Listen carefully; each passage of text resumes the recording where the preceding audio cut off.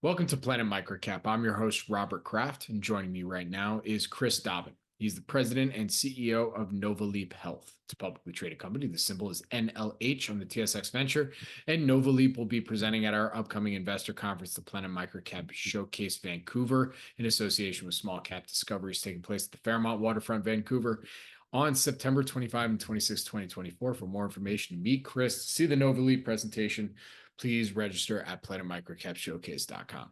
And with that, Chris, thank you for joining me today. How you doing? Thanks for having me. Appreciate it. I'm doing well. How are you? Absolutely. It's great to have you. We're just getting geared up here, about 2 weeks away. So, here we go. Getting set. Yeah. So, Chris, it's been a minute since we've had you on. I mean, about 4 or 5 months, something like that. But before we do the update and everything like that, can you give us that quick overview and history of the company? Yeah, look, Nova Leap Health Corp is traded on TSX-V. We're in the home care services space, so generally providing care to seniors within their homes. We operate across 10 states in the US as well as in Nova Scotia, Canada.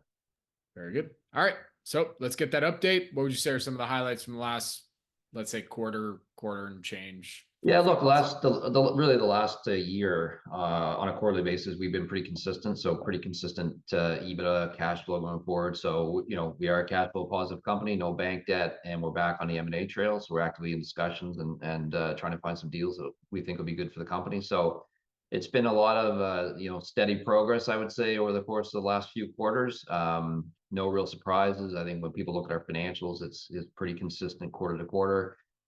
So we're really just looking to sort of amp things up with some acquisitions, and that's really what we're working on at this point. Have you been finding it more or less difficult to close some acquisition targets now versus, let's say, when, earlier in the company's life cycle? No, I mean, there's two things we look at, in terms of sort of deal flow. Is deal flow there? And I'd say yes. I'd say it's opened up, certainly over the last 6 to 8 months, more so than maybe it was the previous year. So that's good. Like, we're seeing more opportunities. Valuation expectations are pretty consistent with what they've always been.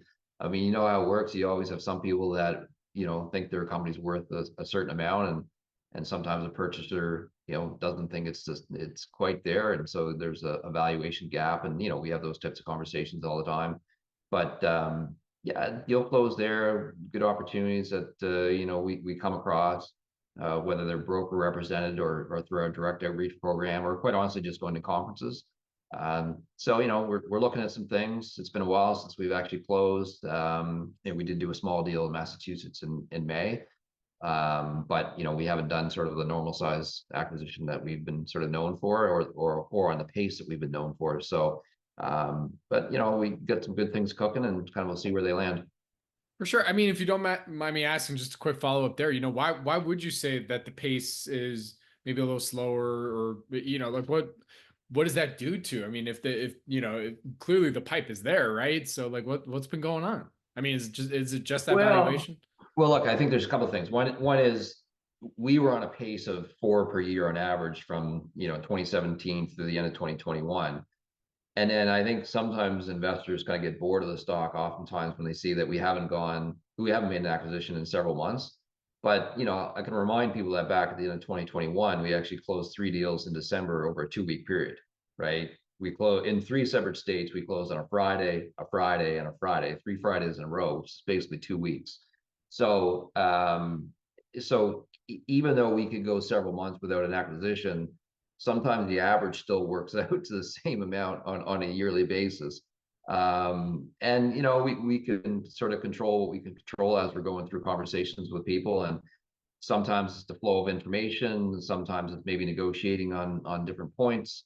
Sometimes it's just conversations are at different points, versus others. So lots of reasons in terms of why some things go pretty quick, and sometimes they go a little bit slower. But we are seeing good deal flow, having good conversations, lots of opportunities, particularly in the markets where we already are. And so we're working through those, and whether we close on that or not, or those remain to be seen. But we're working pretty hard at them.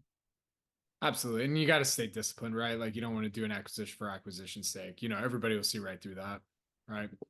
Yeah, I agree. I mean, I think people that have followed our story know that we're fairly prudent with how we allocate capital. Again, we've been really consistent as a company over the last year, and so no real surprises. So I think, when people do start to see that we've made some acquisitions, then I do think it changes the trajectory of the company a little bit. So, looking forward to those, and they'll happen when they happen, but we're certainly active in discussions.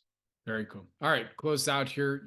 Two-part question for you. From what you can tell us, what would you then say are some things that folks should really pay attention to with regard to Nova Leap for the rest of 24 going into 25? And then also the 1 to 2 reasons why folks should want to meet with you at the upcoming show in Vancouver. Yeah, look, I'd say and I've used this number sort of in the past, this 1 to 5% of the top TSX-V companies in terms of being cash flow positive with no bank debt.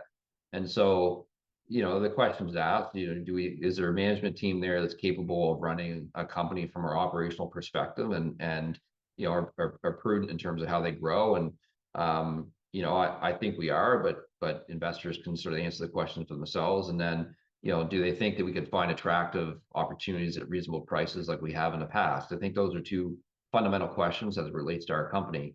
And, if people answer yes to both those, then it's probably worthwhile meeting at the conference. And if they answer no to one or both, then it's probably not worth it. So I think, it's really a question of, do we believe in management? Do we believe in the path forward? And if yes, then, I'd love to meet people.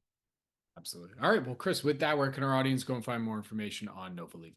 Nova Leap website, novaleaphealth.com is probably the best way to go. There's a newsletter sign up. Every time we do a press release, they can be informed, but I'd say that's probably the best spot for now. Very good. All right. Well, Chris, with that, thank you so much for joining me today. Really do appreciate it. Good luck. Stay safe, and I'll see you in Vancouver.